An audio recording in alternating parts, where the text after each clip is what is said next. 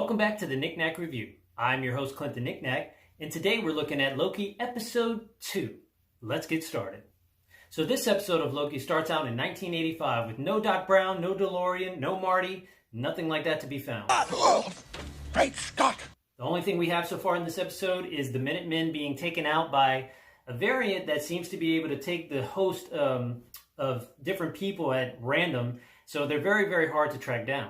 And once it does that, it lays waste to an entire team of Minutemen like it's nothing, and that's how we get started.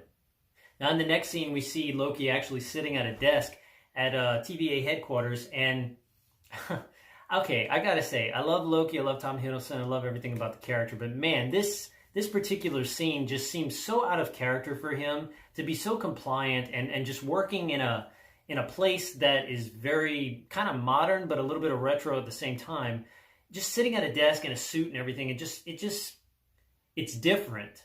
It's not bad different, but it just seems so out of character for him. It doesn't take away from his character, but there are certain things he says and certain things he does that I don't recall him ever doing or saying, and it's very different. It's something that he doesn't do for very long, just like when he's finding different clues or just helping solve something. It's almost kind of like, okay, I've seen you kind of work with Thor. I've seen you kind of work with, Asgard and everything at times, but you always look out for number one. So it's really weird. It's like, okay, Loki, what are you trying to do? What is your end game? I understood that reference. Rather, what is your end goal? Other than getting back to his timeline, and it's like, just leave me alone. I want to go rule the Earth or Asgard or the Nine Realms, whatever.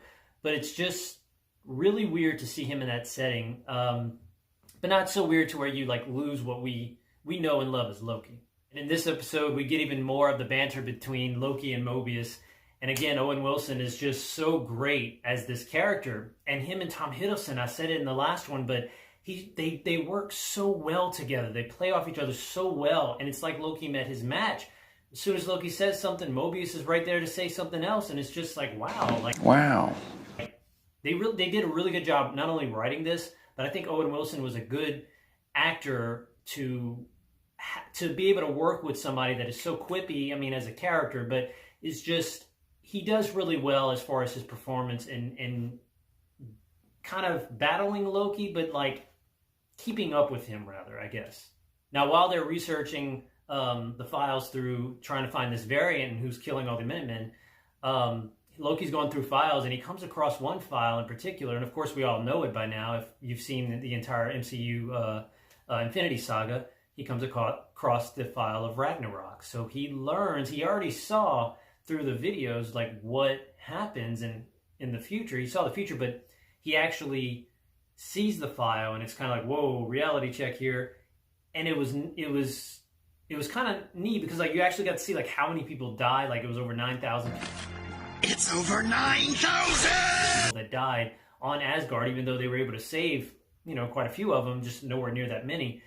And while looking through this, he comes has an epiphany. Is like, oh, wait a minute, look, this is where the variant is hiding. He is hiding through different catastrophic events. So if he goes into these catastrophic events, the entire event wipes away this everything. So if you go in there and do something that was not supposed to be, the event gets wiped out. The whole place gets wiped out. So it doesn't matter. He can go in there and do whatever he wants. Time won't be affected. You would never find him.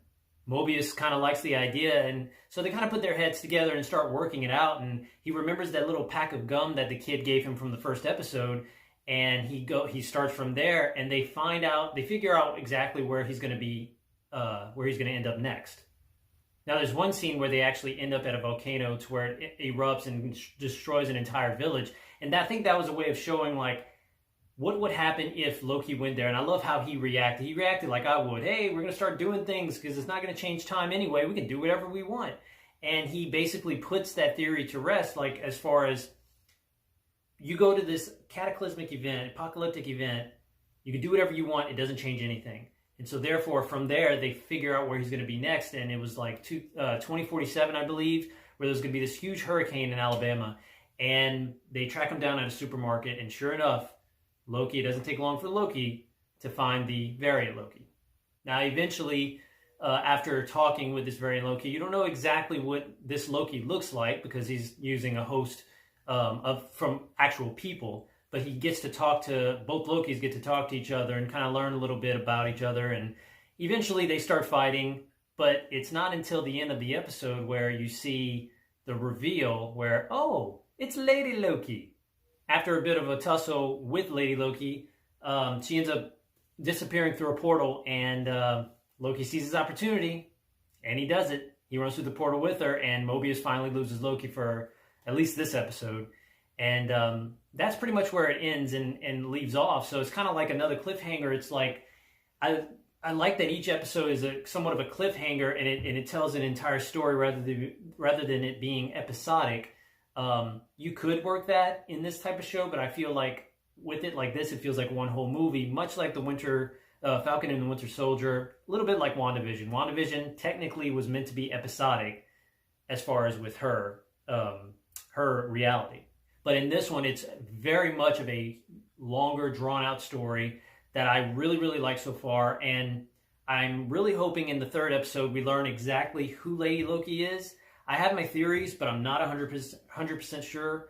It could be anybody at this point. It could just be just a variant Loki and an alternate reality Loki, which I'd be fine with. But that's pretty much where the episode leaves off. And again, just brings more questions and answers a few of them, but not many. Well, that about does it for this episode. This was rather a short review.